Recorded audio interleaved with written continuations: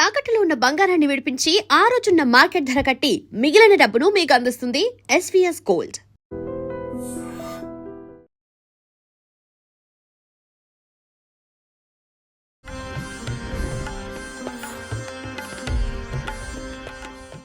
వృషభ రాశి వారికి ఆదాయం 5, వ్యయం 14, రాజ్యపూజ్యం 5, అవమానం 4.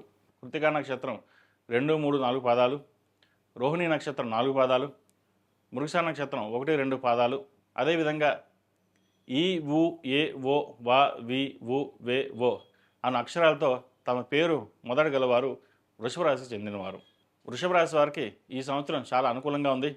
ద్వితీయంలో గురువు, చతుర్థంలో కేతువు, దశమంలో రాహు, ఏకాదశంలో శని.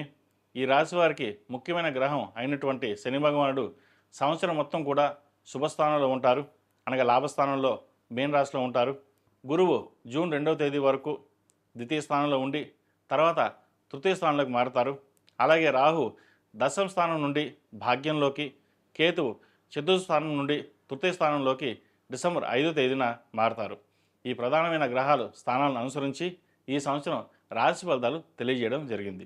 ఈ రాశి వారికి వృత్తిపరంగా తిరుగులేని విధంగా ఉంటుంది. మీ శ్రమకు తగిన ఫలితాలు లభిస్తాయి. వ్యాపారపరంగా నూతన పెట్టుబడులు కలిసి వస్తాయి. ముఖ్యంగా రియల్ ఎస్టేట్ రంగాల్లో ఉన్నవారికి కానీ, మెటల్స్ ఇనుము రంగాల్లో ఉన్నవారికి, ఆయిల్ వ్యాపారస్తులు కానీ, వ్యవసాయ సంబంధించిన పనిముట్లు అమ్మే వ్యాపారస్తులకు లాభాలు బాగుంటాయి. ఆదాయం కొద్దిగా పెరుగుతుంది. వృత్తి ఉద్యోగాల పరంగా ప్రమోషన్స్ లభిస్తాయి. సమాజంలో గౌరవ మర్యాదలకి లోటు ఉండదు. చిరు వ్యాపారస్తులకు, డాక్టర్స్కి, లాయర్లకి, ఫార్మా రంగంలో ఉన్నవారికి, ట్రావెల్ ఏజెన్సీస్ వారికి, ఆటోమొబైల్స్ రంగాల వారికి ఈ సంవత్సరం చాలా వరకు అనుకూలంగా ఉంటుంది. బ్యాంకింగ్ రంగంలో ఉన్నవారికి ఎక్కువగా శ్రమతో కూడిన ఫలితం లభిస్తుంది. జీవితంలో ఏదో సాధించాలన్న పట్టుదల పెరుగుతుంది. ఆర్థిక మరియు ఇతర పరిస్థితులు మెరుగుపడతాయి. విదేశీ ఉద్యోగాలు లేదా మీ చదువుకు సంబంధించిన విషయ వ్యవహారాలు అనుకూలిస్తాయి. H1B గ్రీన్ కార్డ్ లభిస్తుంది. విద్యా సంబంధమైన విషయ వ్యవహారాలు బాగున్నాయి. విదేశాలకు వెళ్ళి చదువుకోవడానికి మీరు చేసే ప్రయత్నాలు ఫలిస్తాయి. కాంట్రాక్టులు, నూతన వ్యాపారాలు చేసేవారికి బాగుంటుంది. మీ చదువుకు తగిన ఉద్యోగం లభిస్తుంది. ఏదైనా ఒక వ్యవహారం చేసేటప్పుడు నలుగురిని సంప్రదించి తర్వాత మీరు సొంతంగా నిర్ణయాలు తీసుకోవడం వలన లాభపడతారు. ఫ్లాట్ కానీ, ఇండిపెండెంట్ హౌస్ కానీ కొనుగోలు చేస్తారు.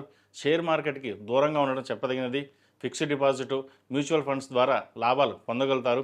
కోర్టు వ్యవహారాలు మీకు లాభసాటిగా ఉంటాయి. చాలా విషయాల్లో మీకు సహాయం చేసేవారు ఎక్కువగా ఉంటారు. పిల్లలు చదువులో పురోగతి సాధిస్తారు.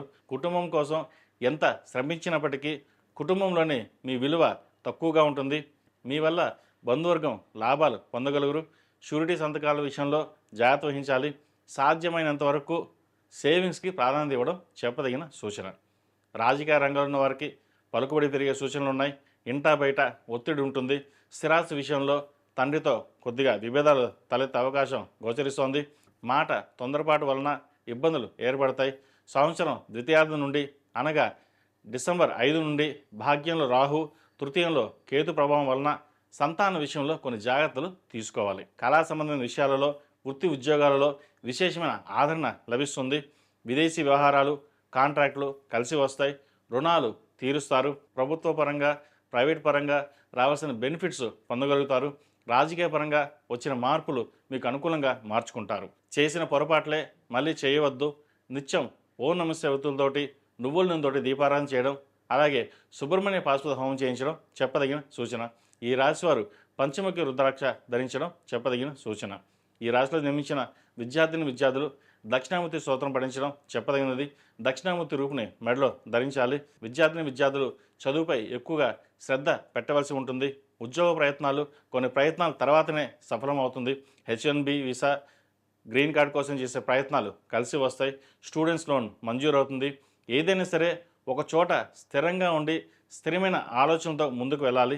తద్వారా అనుకున్న ఫలితాలు సాధించగలుగుతారు. ఆహారపు అలవాట్లు మార్చుకోవాలి. గ్యాస్ట్రిక్, ఇండైజెషన్, స్కిన్, కళ్ళకు సంబంధించిన ఇబ్బందులు ఉండే అవకాశం గోచరిస్తోంది. Air force, navy, artificial intelligence, HR, administration రంగాల్లో ఉన్నవారికి మంచి అవకాశాలు కలిసి వస్తాయి. ఇక స్త్రీలకు ప్రత్యేకం.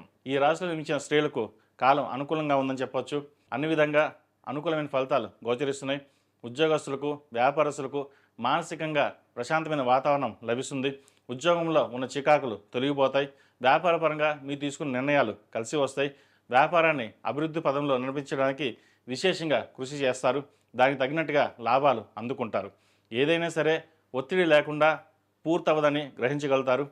ఒత్తిడిలోనే అన్ని పనులు పూర్తి చేయగలుగుతారు. అయితే ఎంత సంపాదించినా ఏదో రకమైన మనస్తాపం, ఏం సాధించాం అనే భావన ఏర్పడుతుంది. సంతాన పురోగతి బాగుంటుంది. అయితే డిసెంబర్లో చతుర్థాధిపతి అయిన కేతు తృతీయంలోకి మారడం వల్ల సంతానం యొక్క ఆరోగ్యం పట్ల, చదువు పట్ల ప్రత్యేక శ్రద్ధ వహించాలి. మీ కష్టాన్ని బయట వాళ్ళు గుర్తించిన విధంగా ఇంట్లో వాళ్ళు గుర్తించలేరనే భావన ఏర్పడుతుంది. ఆరోగ్యపరంగా తగు జాగ్రత్తలు తీసుకోవాలి. ఎదుటి వ్యక్తితో మాట్లాడేటప్పుడు ఆచితూచి వ్యవహరించడం, లేకపోతే ద్వంద్వార్థాలు వచ్చే అవకాశం గోచరిస్తోంది.